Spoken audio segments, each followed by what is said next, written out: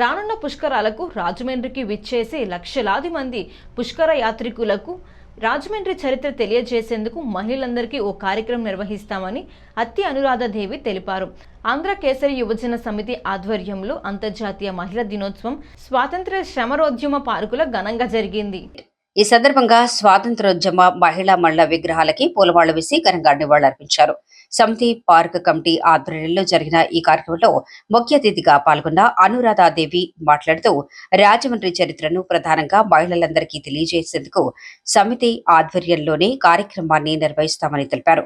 ఔత్సాహిక మహిళలందరూ రాజమండ్రి చారిత్రక నేపథ్యం, స్వాతంత్ర ఉద్యమం స్ఫూర్తి, వారసత్వ సంపద, రాజకీయ ఉద్యమాలు వంటి అన్ని విషయాలు మహిళలకు తెలియజేస్తామన్నారు.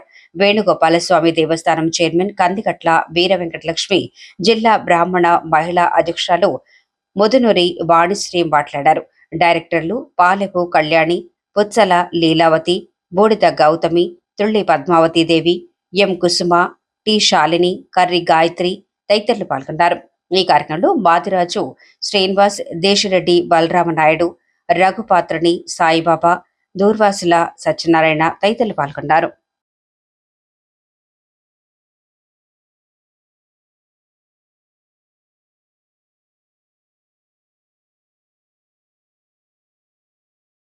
పదవులందరూ వచ్చేయి. మీ అందరికీ మీ అందరూ మీ పదవుల అన్నంలో కూడా సద్వినియోగం చేసి ఎవరైతే తగ్గట్టుగా వాళ్ళు మేము ఏం సేవ చేయగలం అని వేస్ట్ చేయకుండా వాళ్ళు మనం గుర్తించి ఒక పదవి ఇచ్చారంటే మనం కూడా అంతే ఇదిలో మనం నిలుపుకోవాలి. అలాగే మనం కూడా అంతే గర్వంగా ఆ పదవిని సద్వినియోగం చేసి నలుగురికి మనం సేవ చేసుకుంటూ ఉంటే మనం ఇంకా తగ్గించే స్థాయికి మనం ఎదుగుతాం. మనందరినీ గుర్తించి మన మహిళలందరికీ మహిళతో సన్మానం చేయించాలన్న గొప్ప ఉద్దేశం ఆయనకు వచ్చినందుకు నిజంగా మనకు గర్వం.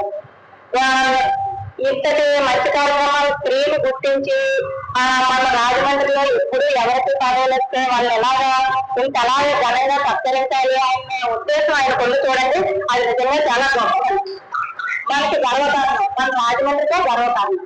అందువల్ల ఆయన మరొకసారి నేను కృతజ్ఞతలు చెప్పుకుంటూ మీ అందరికీ మరొకసారి నేను మహిళా దినోత్సవ శుభాకాంక్షలు చెప్పుకుంటూ సెలవు తీసుకుంటాను.